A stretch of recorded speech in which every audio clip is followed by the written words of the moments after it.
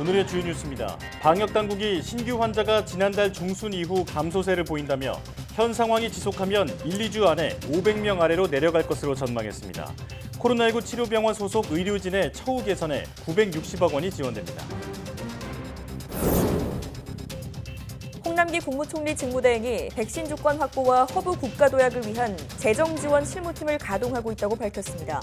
또 국내 기업 2곳이 하반기에 백신 임상 3상에 들어갈 수 있다고 설명했습니다. 백신 지식재산권을 면제하자는 미국의 제안에 러시아 푸틴 대통령은 자국 백신의 지재권 면제 검토를 지시했습니다. 유럽연합 회원국 정상들은 포르투갈에서 회의를 열어 백신 지재권 면제 등을 논의합니다. 독일은 아스트라제네카 백신의 60세 이상 접종 제한을 폐지하기로 했습니다. 독일 제약사 큐어백의 mRNA 백신이 출시가 임박했다는 관측이 나옵니다. 멋진 마술 공연을 보고 감탄한 경험 한두 번 있을 텐데요. 마술은 속임수일까요? 과학일까요? 알면 더 재밌는 마술 속의 과학 원리, 잠시 뒤 궁금한 S에서 만나봅니다.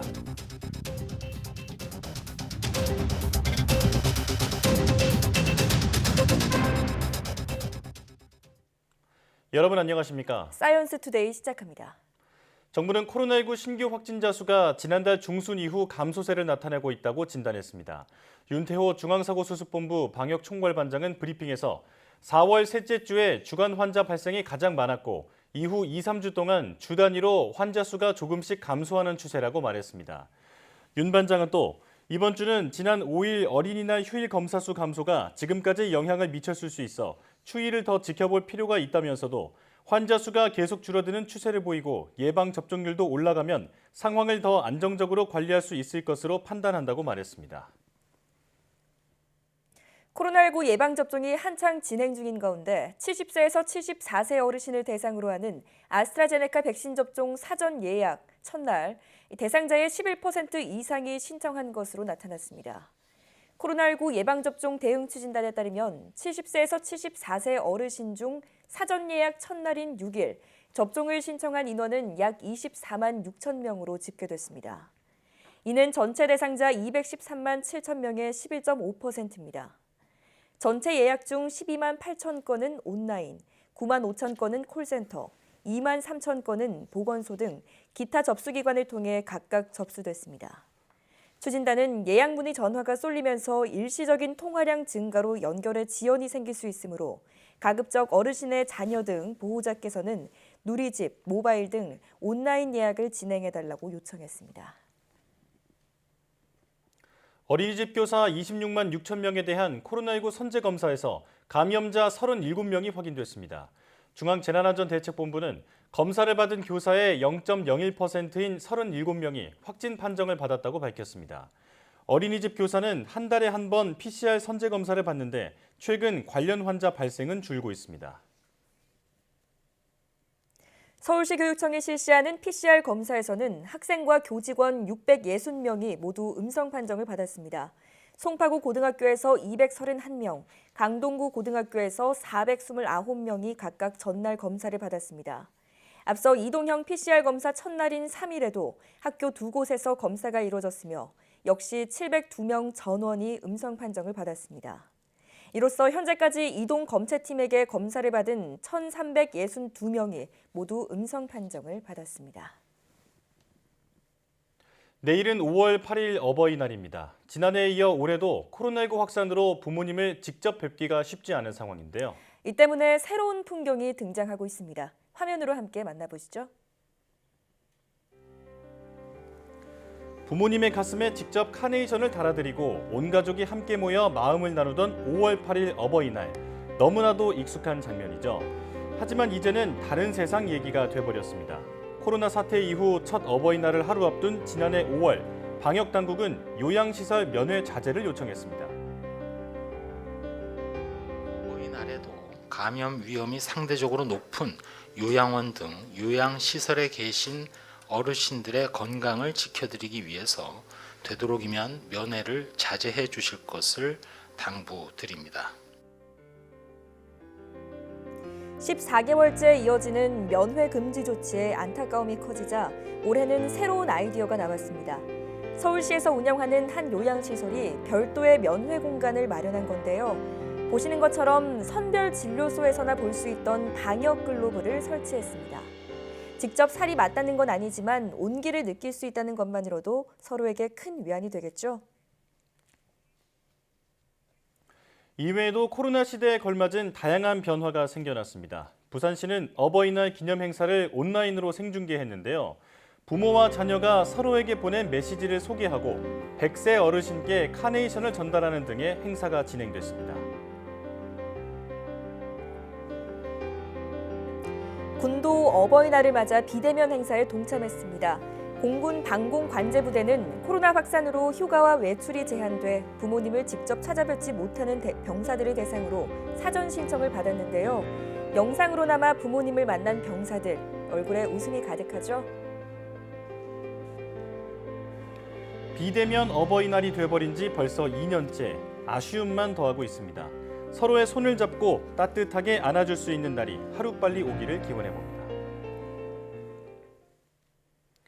홍남기 국무총리 직무대행은 백신 도입만큼 중요한 것이 백신 주권 확보라며 이를 위한 지원을 강조했습니다.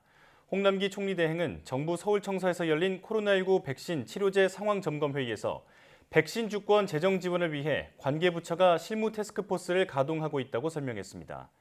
이와 함께 국내 기업 2곳이 하반기에 임상 3상에 들어갈 수 있다며 해외 사례처럼 기존에 허가된 백신과 비교해 유효성을 확인하는 비교 임상 방식의 지원을 요청하고 있다고 언급했습니다. 코로나19에 걸려 숨진 이들이 공식 통계보다 2배 이상 많다는 연구 결과가 나왔습니다. 미국 워싱턴대 의과대학 산하 보건계량 분석연구소는 보고서를 통해 미국과 인도, 영국, 러시아, 일본 등 주요 발병국에서 코로나19 사망자가 각국 통계치의 2배에서 10배 정도라고 분석했습니다.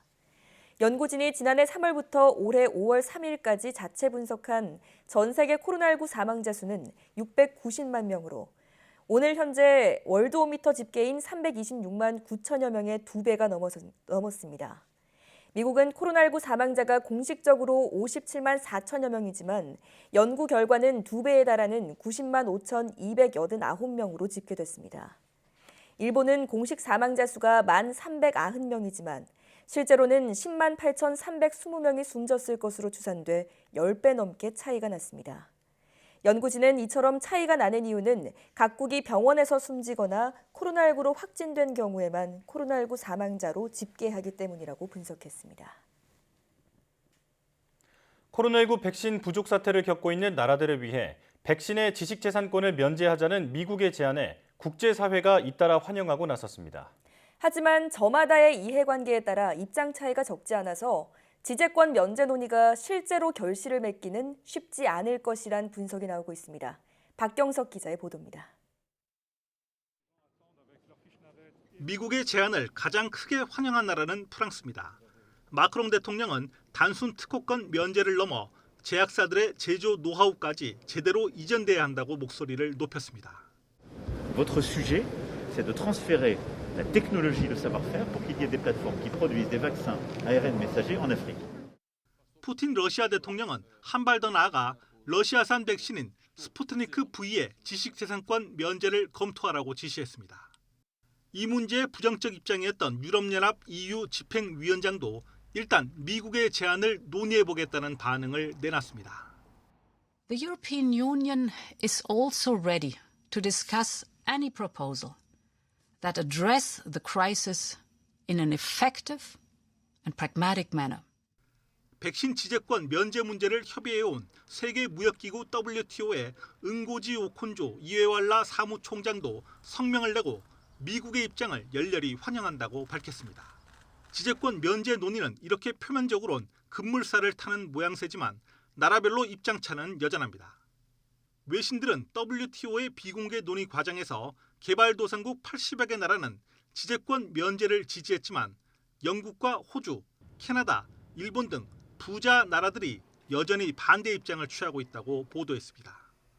현지 시간 7일부터 포르투갈에서 열리는 EU 회원국 정상들의 비공식 회의에서도 이 문제가 다뤄질 예정이지만 의견 일치를 보기 어려울 것으로 예상됩니다. 여기에 핵심 기술을 쥐고 있는 글로벌 제약업계의 강력한 반발도 이어지고 있어 이번 논의가 개발도상국 등의 복제 백신 생산으로까지 이어지기는 쉽지 않을 것이란 전망이 나오고 있습니다. YTN 박경석입니다. 화이자와 모더나에 이어 세 번째 mRNA 코로나19 백신 출시가 임박했다는 관측이 나왔습니다.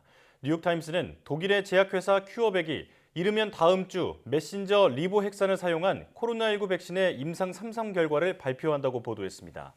개발사인 큐어백은 자신들의 백신이 초저온 보관이 필요한 화이자나 모더나 백신과는 달리 일반 냉장고에서 보관과 유통이 가능하다고 주장하고 있습니다. 뉴욕타임스는 냉동 유통이 필요 없는 큐어백 백신은 화이자나 모더나 백신이 요구하는 보관 기준을 따를 수 없는 저개발 국가들에 큰 도움이 될 수 있다고 설명했습니다. 큐어백은 이미 유럽연합에 사용 승인을 요청한 상태로 올해 안에 백신 3억 회분을 생산할 계획입니다. 독일이 아스트라제네카 코로나19 백신의 접종 대상을 60세 이상으로 제한했던 것을 폐지하기로 했습니다.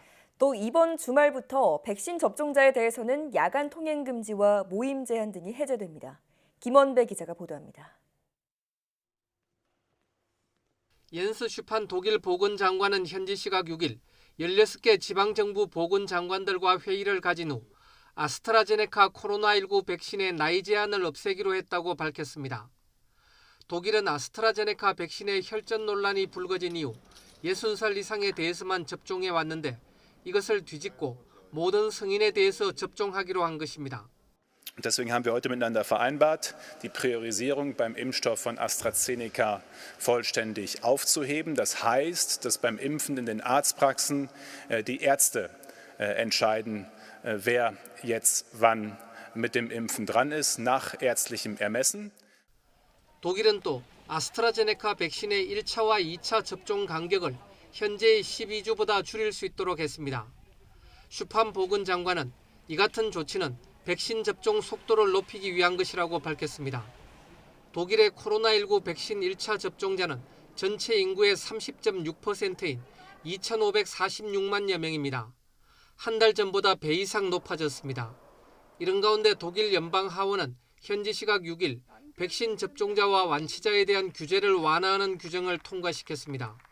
이 규정은 현지 시각 7일 연방 상원을 통과하면 8일 0시부터 시행될 전망입니다.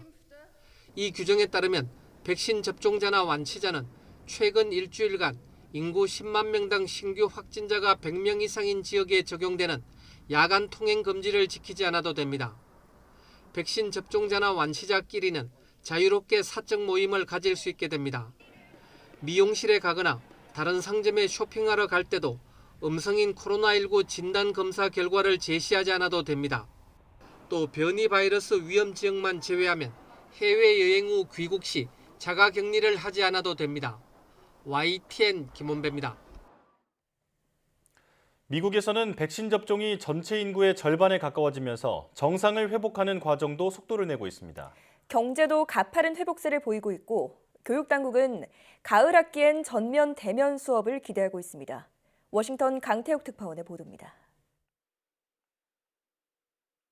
백신을 맞은 미국인은 전체 인구의 45%, 성인만 따졌을 때는 56%를 넘었습니다. 감염자와 입원자가 줄면서 지방정부는 정상화의 속도를 내고 있습니다. 특히 뉴욕 브로드웨이는 오는 9월에 공연을 재개하기로 하고 예매에 들어갔습니다. Broadway tickets go on sale today at 100% capacity for theaters. The shows open September 14th. 경제 지표도 호조를 보이고 있습니다. 지난주 신규 실업수당 청구 건수가 코로나 사태 이후 최저치를 또 갈아치우는 등 고용시장이 가파른 회복세를 이어가고 있습니다. 외식과 여행 등의 서비스 산업에서 지출이 늘고 영업 규제가 거의 완화된 효과로 분석되고 있습니다. 백신 접종 덕분입니다. 앞으로 과제는 청소년과 어린이들입니다. 곧 12살에서 15살도 백신 접종이 임박했습니다. If it is approved or authorized as we expect, we have the ability to move very, very quickly on a number of fronts. 미겔 카도나 교육장관은 가을 학기에는 완전한 대면 수업을 재개하기를 기대한다고 말했습니다. 보건 전문가들은 미국인 80% 이상이 면역을 갖지 못하면 가을에 또 한 차례 확산 사태가 벌어질 수 있다고 보고 있습니다. 특히 고교생들이 활동적이어서 전파 가능성이 큰 만큼 전체 방역에 관건이 되고 있습니다. 워싱턴에서 YTN 강태욱입니다. 미국 뉴욕시가 관광객에게 코로나19 백신 접종을 해주는 방안을 추진하겠다고 밝혔습니다. 빌드 블라지오 뉴욕시장은 맨해튼 타임스 스퀘어와 센트럴파크 등 주요 명소에 백신 접종소를 설치하고 관광객이 백신을 맞을 수 있도록 하는 방안을 계획 중이라고 밝혔습니다. 관광객에게 접종할 백신은 한 번만 맞으면 되는 얀센 백신을 사용할 예정입니다. 시장은 주 보건당국의 승인이 나는 대로 관광객 백신 접종을 바로 시작할 계획이라며 이번 주말부터라도 접종이 가능하다고 밝혔습니다. 그러면서 뉴욕이 안전하고 좋은 곳이라는 긍정적 메시지를 관광객에게 주게 될 것이라고 말했습니다.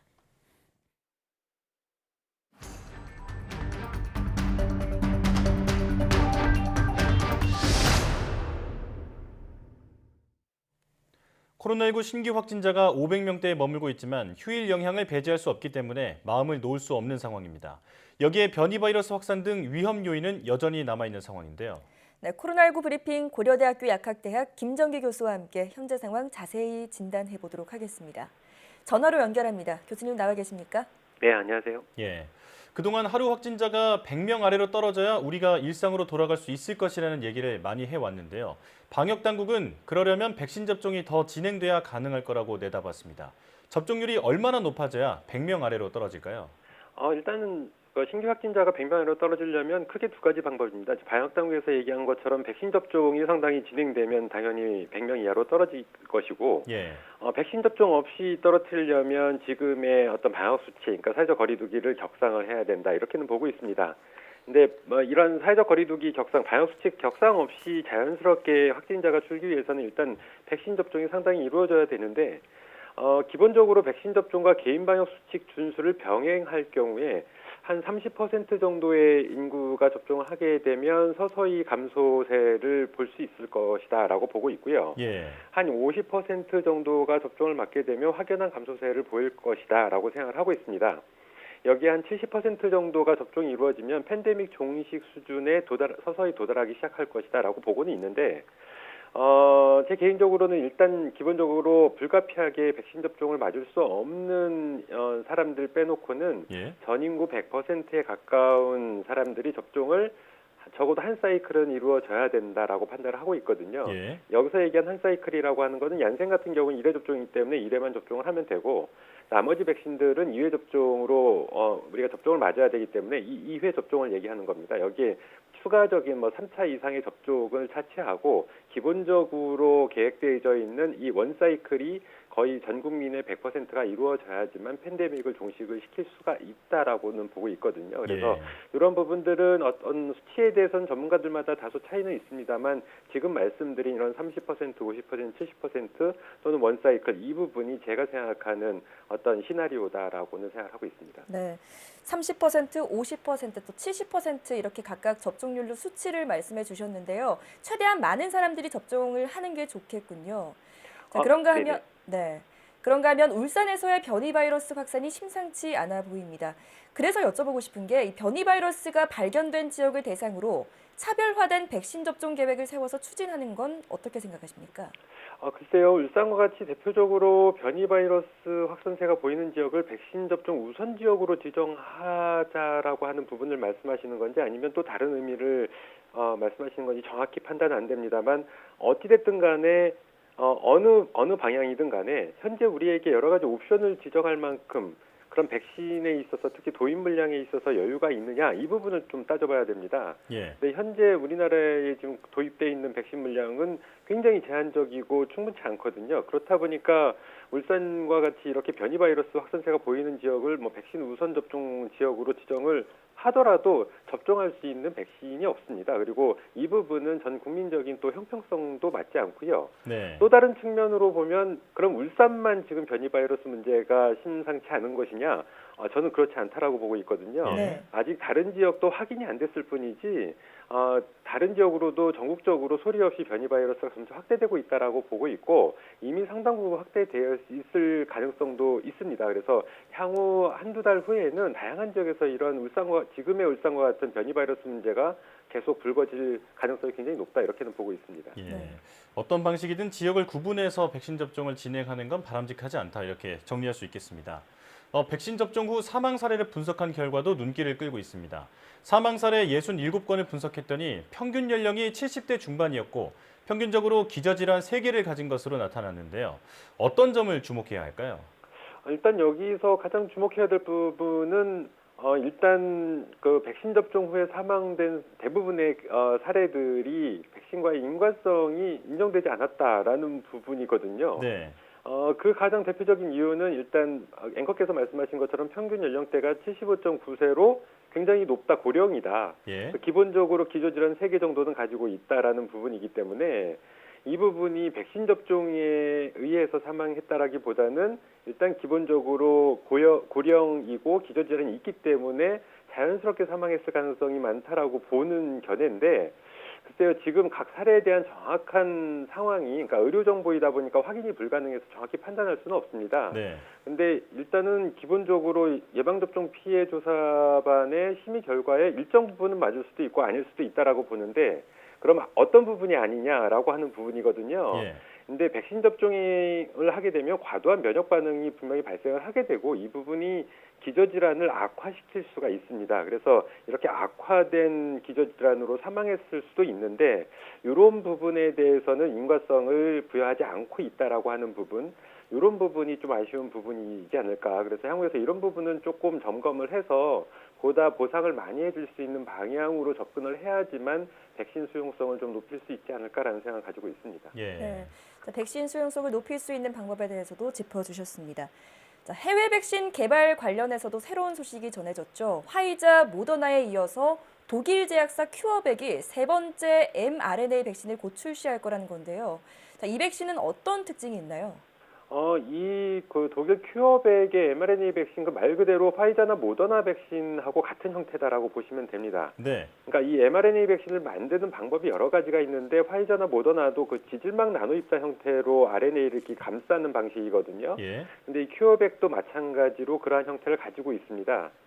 근데 또 차이점도 분명히 있는데요. 여러 가지 과학적인 부분은 일단은 차치하고 일반적인 국민들께서 이해하실 수 있는 가장 대표적인 화이자나 모더나와의 차이점은 열에 대한 상대적인 안정성이다 이렇게 보시면 될 것 같습니다. 네. 그래서 냉장 보관을 최소 3달 동안 할 수가 있고요.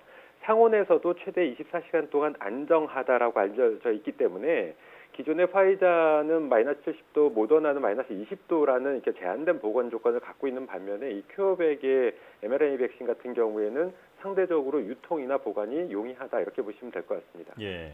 보건 기준이 까다롭지 않다는 장점이 있다는 건데 그렇다면 큐어백 백신이 승인될 경우 우리나라에도 도입될 가능성이 있다고 보십니까? 일단 올해 안에는 어렵지 않을까 생각을 하고 있습니다. 예. 계약 자체도 이루어지지 않았고요. 더군다나 큐어백 백신이 올해 승인될 경우에 생산할 수 있는 최대 물량을 3억 회분으로 보고 있는데 EU나 영국 같은 이런 유럽 국가들이 이미 전량을 다 선구매를 했습니다. 그래서 우리가 지금에서 선구매를 계약을 하더라도 올해 안에 도입될 가능성은 거의 없다 이렇게 보시면 될 것 같고요. 예. 아마 좀 어렵지 않을까라는 생각을 가지고 있습니다. 올해 안에는. 네. 자, 이번 주말이 어버이날인데 어르신들의 안전을 위해서는 되도록 전화로 안부를 여쭙는 게 좋겠습니다. 지금까지 고려대학교 약학대학 김정기 교수와 코로나19 상황 살펴봤습니다. 교수님 고맙습니다. 네, 감사합니다.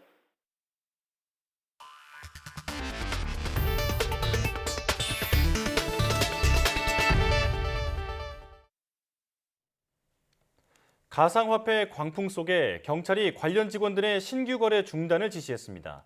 또 가상화폐를 보유한 사실이 드러나면 직무에서 배제하기로 했습니다. 금융위원회에 이어 내부 단속에 나선 건데 법적 근거도 없는 상황에서 과도한 통제라는 비판이 나오고 있습니다. 박기환 기자가 보도합니다. 경찰청은 지난주 소속 직원들의 가상화폐 거래와 보유를 제한하는 지침을 발표했습니다. 지난 2018년 관련 지침이 이미 나왔지만 이를 새로운 직제에 맞게 개편하고 강화해 다시 배포한 겁니다. 먼저 대상은 업무상 가상화폐 관련 정보를 얻을 수 있는 경제범죄와 사이버 범죄 수사, 감사 담당 직원들입니다. 새로 가상화폐를 사지 못하게 하고 기존에 갖고 있던 것도 모두 신고해야 하는데 가지고 있기만 해도 관련 직무에서는 배제됩니다. 이를 지키지 않았을 때는 사안에 따라 징계도 받을 수 있습니다. 경찰청은 또 대상 직원이 아니더라도 가상화폐로 부정하게 재산을 늘렸거나 관련 부서 직원으로부터 정보를 얻어 거래에 나서는 것도 금지 사항에 포함했습니다. 그러면서 소속 직원들이 내부 정보를 활용해 투기에 편승할 우려가 있다며 공직윤리 확립을 위해 선제적 대응에 나선 것이라고 설명했습니다. 앞서 다른 정부 부처도 직무 연관성이 있는 직원들의 거래를 규제하려는 움직임을 보였습니다. 금융위원회는 직원들의 가상화폐 보유 현황을 점검하고 있고 청와대에서는 인사검증에 가상화폐 보유 여부를 반영할 것으로 알려졌습니다. 사실상 공직자의 가상화폐 거래를 제한하겠다는 건데 법적 장치나 근거가 없는 상태에서 이뤄지는 조치는 실효성이 없다는 비판도 있습니다. 암호화폐에 투자를 해서는 안 된다. 그런 법도 없고 투자한 내용을 공개하라는 법도 없잖아요. 코인을 보유하고 있다고 해서 정부가 알 수 있는 방법도 없어요. 거래소에서 거래하지 않으면 아무 기록이 없어요. 전문가들은 무엇보다 가상화폐 거래를 관리 감독할 수 있는 소관부처 지정과 법안 마련이 시급하다고 지적했습니다. YTN 박견입니다. 카카오가 신사업 호조로 역대 최고 실적을 달성했다고 발표했지만 또 발생한 카카오톡 장애로 곤욕을 치르고 있습니다. 서비스 안전성 의무를 부여한 전기통신사업법, 이른바 넷플릭스법을 통한 책임과 보상의 구체성 문제가 또 제기되고 있습니다. 보도에 김상우 기자입니다. 어린이날 밤 2시간 넘게 카카오톡에 서비스 장애가 발생하면서 온라인 커뮤니티 등에는 사용자들의 성토가 계속되고 있습니다. 카톡이 멈추니 정말 답답하다, 밤이니까 망정이지, 낮에 오류가 났으면 아찔하다, 보상을 해라 등의 불만입니다. 24시간 운영되는 가상화폐 거래소의 경우 카톡 알림통을 통한 인증 대신에 문자 서비스를 통한 인증번호 전송 체계로 긴급 전환하는 소동을 겪기도 했습니다. 카톡을 비롯한 카카오의 서비스 오류는 이번이 처음이 아닙니다. 지난해 1월 새해 인사가 몰리며 2시간 동안 메시지 송수신에 장애가 발생했고 3월에도 1시간쯤, 12월에도 카카오톡 지갑 출시 관련 서비스가 먹통이 되기도 했습니다. 메시지 장애를 복구하고 사과를 하는 등의 곤욕을 치르는 후폭풍의 와중에 카카오는 공교롭게 올 1분기 역대 최고 실적을 달성했다고 발표했습니다. 모빌리티와 핀테크 등 신사업의 급성장에 힘입어서 매출 1조 2,580억 원, 영업이익 1,570억 원을 올렸습니다. 지난해보다 각각 45%와 79% 증가한 것입니다. 카톡은 이용자가 직접 백업을 하지 않고 삭제할 경우 대화나 데이터가 보존되지 않습니다. 카톡 연계 사업과 서비스가 많아지면서 장애 발생 시 피해는 그만큼 더 커지는 상황. 서비스의 안정성 의무를 부여한 전기통신사업법인 이른바 넷플릭스법을 통한 책임과 보상의 실질성 문제가 다시 제기되고 있습니다. YTN 김상호입니다. 우박과 흑비에 이어 짙은 황사가 전국을 뒤덮고 있습니다. 주말인 내일도 황사가 이어지는 가운데 서쪽 지역은 초미세먼지까지 겹쳐 올봄 최악의 공기질을 보일 것으로 우려됩니다. 김진두 기자가 보도합니다. 요란한 소리와 함께 어루말갱이, 우박이 떨어집니다.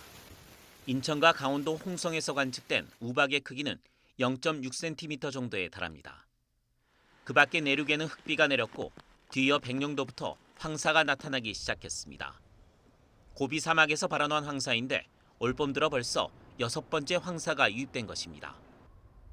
500마이크로그램 안팎까지 농도가 치솟은 수도권에는 미세먼지 경보가, 그 밖에 내륙 대부분 지방에도 미세먼지 특보가 내려졌습니다. 또 수도권에는 올봄 들어 처음으로 초미세먼지 주의보도 동시에 발령됐습니다. 황사의 공습은 주말에도 계속될 전망입니다. 서쪽의 미세먼지는 매우 나쁨, 동쪽도 나쁨 단계가 예상됩니다. 특히 서쪽 지역은 초미세먼지도 나쁨 단계까지 짙어져 올해 최악의 공기질이 우려됩니다. 황사 안에도 아주 작은 PM2.5보다 작은 모래 입자들이 포함되어 있습니다. 그 포함되는 정도는 약 10에서 한 20% 수준이라고 볼 수 있을 때 황사는 주말 오후부터 점차 약화된 뒤 휴일에는 대부분 사라질 것으로 보입니다. YTN 김유두입니다. 주요 7개국 G7 외교개발 장관회의 참석을 위해 영국을 방문한 정의용 외교부 장관은 도미닉 라브 영국 외교장관과 제6차 한영 전략대화를 열었습니다. 두 장관은 기후변화 대응에 공조하기로 하고 이달 말 한국이 개최하는 서울 녹색미래 정상회의와 영국이 오는 11월 여는 제26차 기후변화 당사국 회의의 성공적 개최를 위해 협력하기로 했습니다. 또 백신의 공평한 배분 등 코로나19 극복을 위한 국제연대와 협력 강화를 위해 노력하기로 했습니다. 정 장관은 한반도 비핵화를 위해 유엔 안전보장이사회 상임이사국인 영국의 협조를 당부했으며 라브 장관은 영국의 지지 입장을 재확인했습니다. 중국의 온실가스 배출량이 전 세계 배출량의 27%나 된다는 보고서가 나왔습니다. 미국 컨설팅 업체 로디움 그룹은 보고서에서 2019년 중국의 온실가스 배출량이 미국을 포함한 선진국 전체의 배출량보다 많았다며 이같이 분석했습니다. 미국은 11%로 세계에서 두 번째로 많은 온실가스를 배출했으며 인도는 6.6%, 유럽연합은 6.4%로 그 뒤를 이었습니다. 이와 관련해 CNBC 방송은 지난달 기후 정상회의에서 시진핑 중국 국가주석이 2030년까지 탄소 배출 정점을 지나고 2060년까지 탄소 중립을 실현하겠다는 목표를 제시했지만 정부 관리들은 경제 성장을 더욱 중시하고 있다고 전했습니다.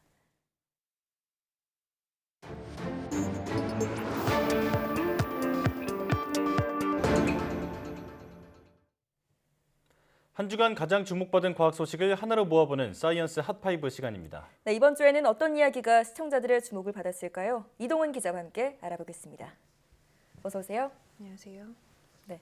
자, 이번 주 5위 소식은 자가검사 키트 소식으로 시작한다면서요? 네, 그렇습니다. 약국에 이어서 편의점이나 대형마트와 같이 유통업체들이 잇따라서 이 코로나19 자가검사 키트의 판매를 시작을 했습니다. 예. 온라인몰은 물론이고요. 또 일부 업체에서는 주문 후에 바로 받을 수 있는 즉시 배송 서비스도 한다고 하는데요.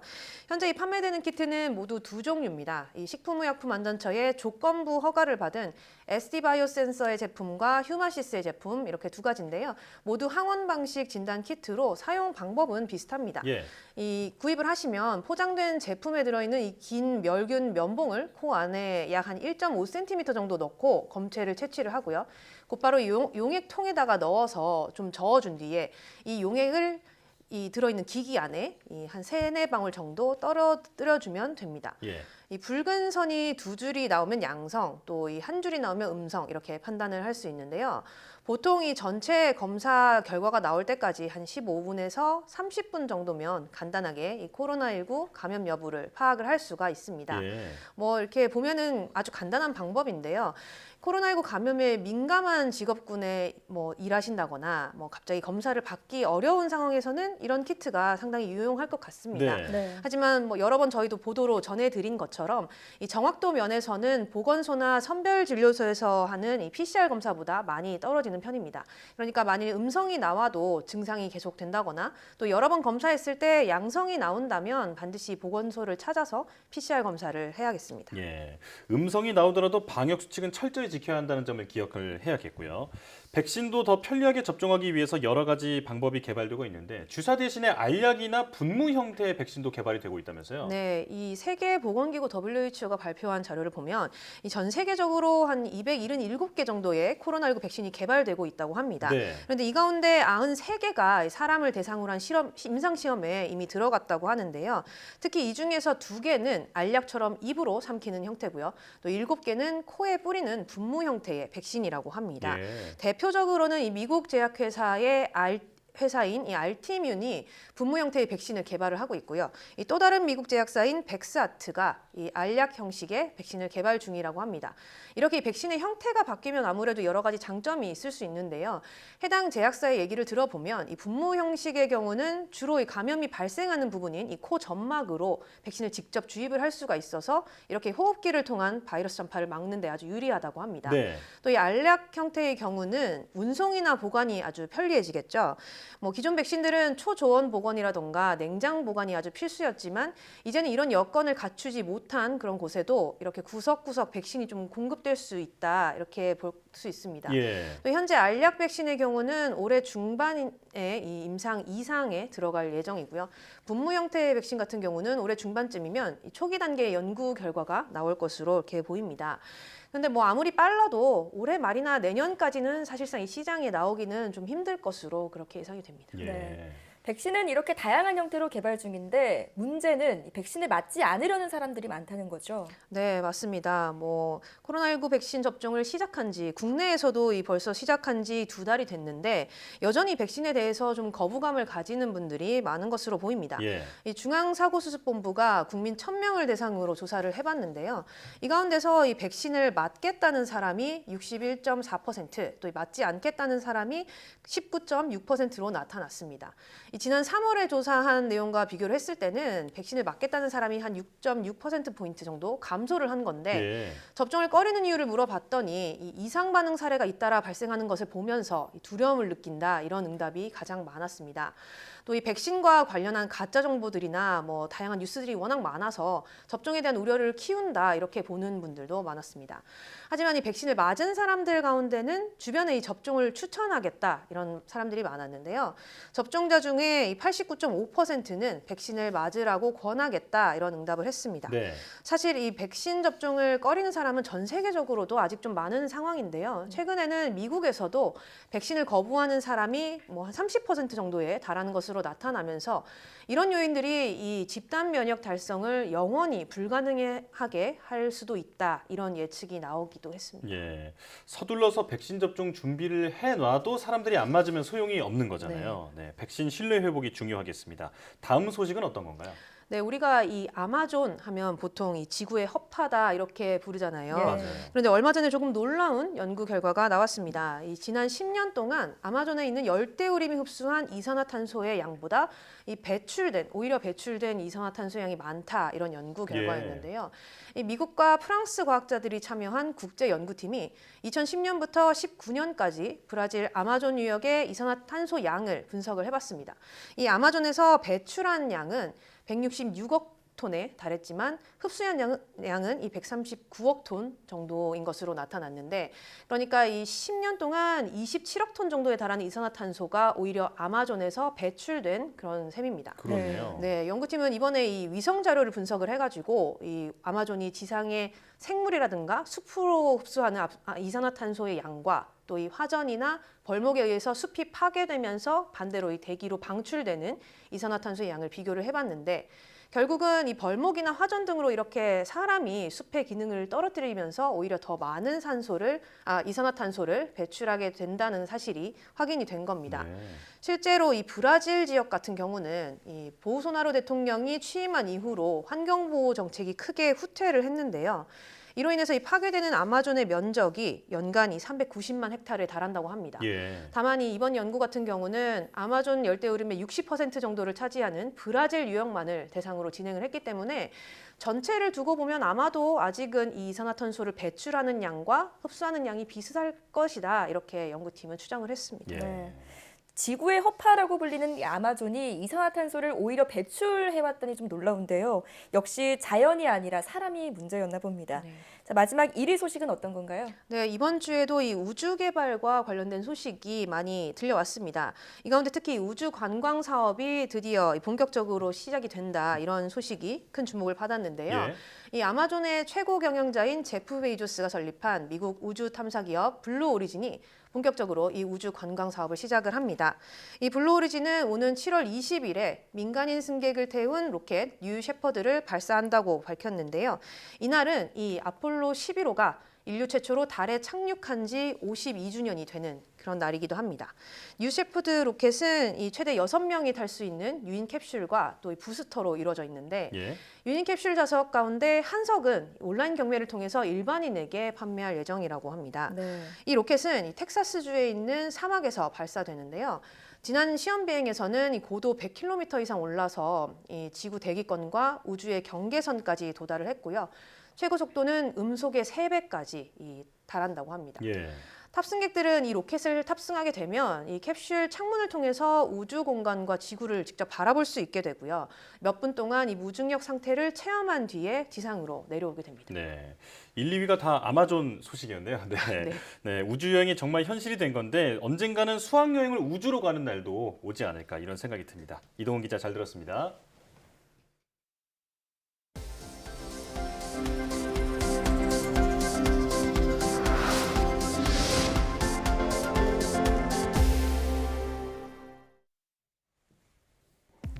국내 연구진이 액상 암모니아를 전기 분해해 순도 100%에 가까운 수소를 대량으로 생산하는 데 성공했습니다.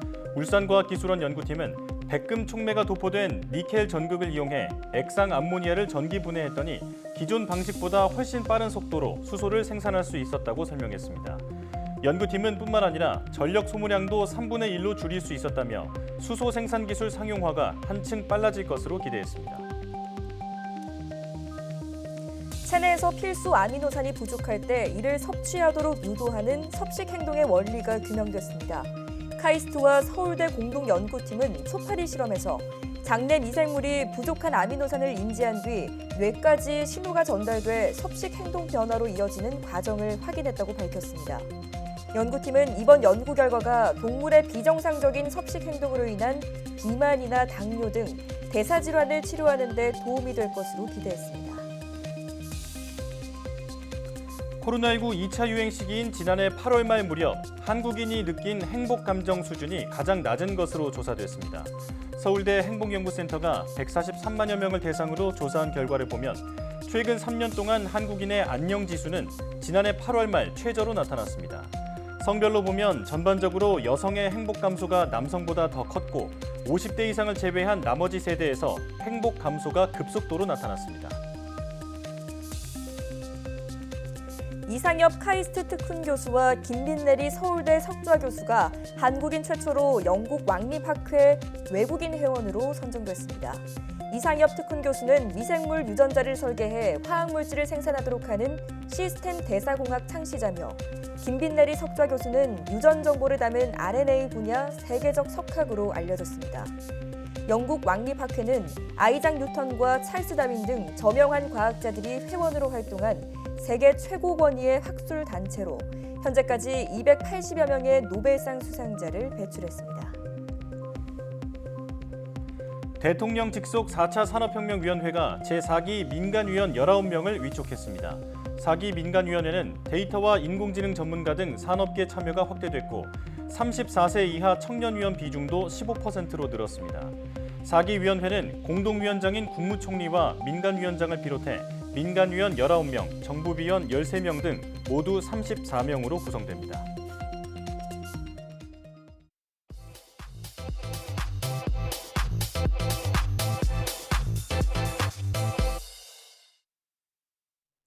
과학에 대한 모든 궁금증을 풀어주는 궁금한 S 시간입니다. 알면 과학, 모르면 마술이라는 말이 있죠. 그만큼 마술 속에 숨겨진 과학 원리가 많다는 건데요. 마술에 담긴 과학에 대해 지금 바로 화면으로 만나보시죠. 수리수리 마수리 수리수리 마수리 궁금한 S 시청률 대박나게 해주세요. 갑자기 이게 무슨 상황이냐고요? 오늘 궁금한 S 주제에 대한 힌트를 드려봤습니다. 주제가 소원? 소원이냐고요? 땡! 오늘 주제는 아이나 어른 모두에게 즐거움을 주는 마술입니다. 알면 과학, 모르면 마술이라는 이야기가 있듯이 마술 속에는 어떤 과학 원리가 숨어 있는지 알아보도록 하겠습니다.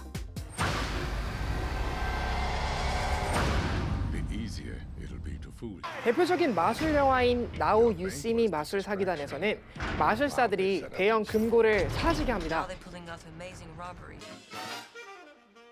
이는 속이 텅 빈 상자 속에 토끼나 장미꽃을 넣었는데 아무것도 보이지 않는 마술과 같은 원리인데요. 상자 속에 거울을 비스듬히 기울여 넣으면 상자의 바닥이 거울에 반사돼 우리 눈에는 텅 비어있는 것처럼 보이는 것이죠.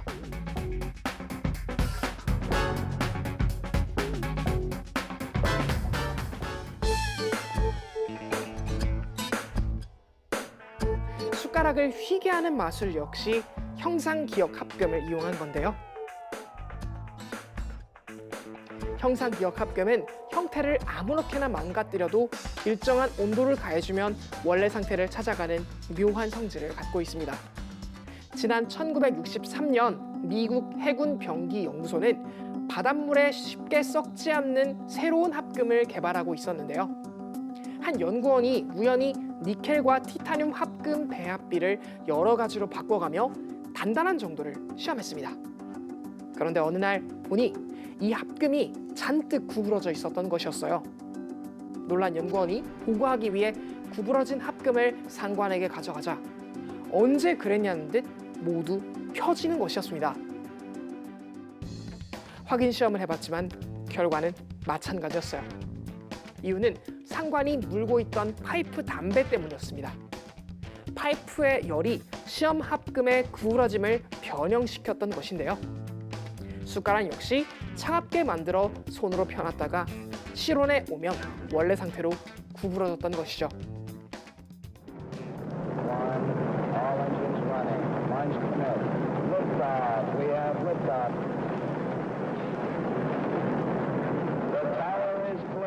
이 형상기억합금은 최초로 달에 착륙한 아폴로 11호에도 사용됐습니다.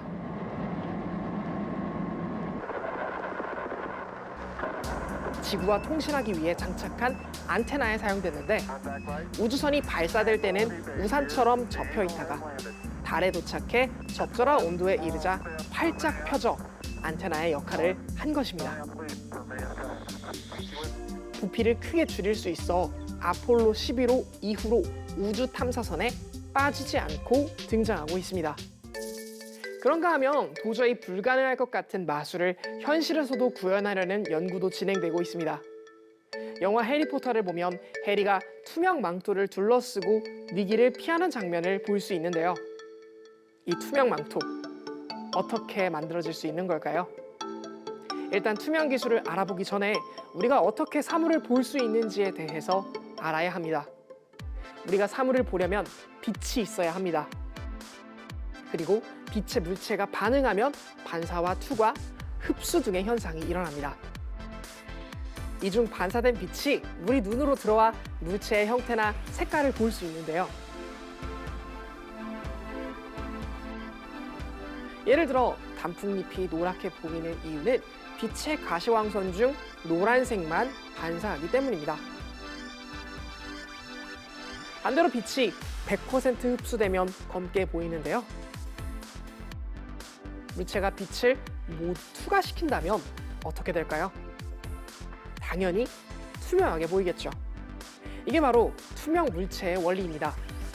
투명 망토나 투명 인간을 만드는 원리는 빛을 모두 투과시키는 것입니다. 하지만 여기엔 문제가 하나 있습니다. 투명한 망토가 만들어진다고 해도 눈을 완벽히 속일 수는 없다는 것인데요. 빛의 굴절로 시간차가 발생하면 투명한 상이 일그러져 보일 수 있기 때문입니다.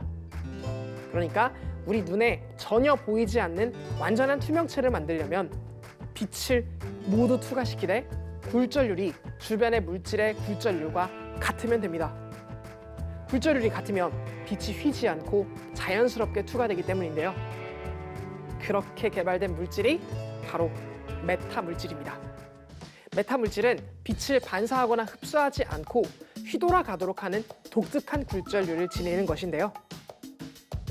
지난 2015년 버클리대 연구진은 80나노미터 두께의 투명 망토를 개발하기도 했고 국내에서도 메타 물질에 대한 연구가 진행되고 있습니다.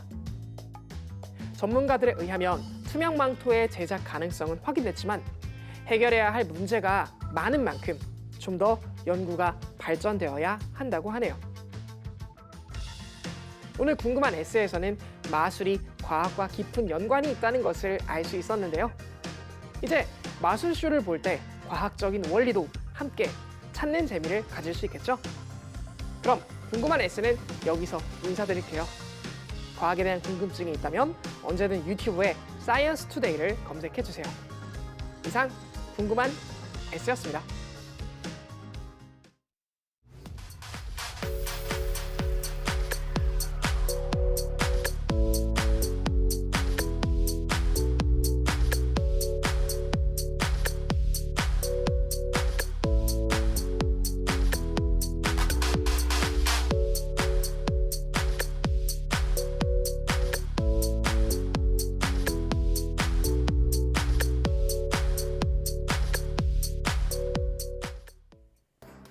어버이날이 찾아왔지만 올해도 코로나19 확산으로 부모님을 직접 뵙기 어려운 상황입니다.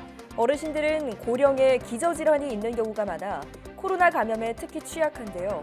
되도록 방문을 자제하고 영상통화 등 비대면으로 안부를 여쭙는 게 좋겠습니다.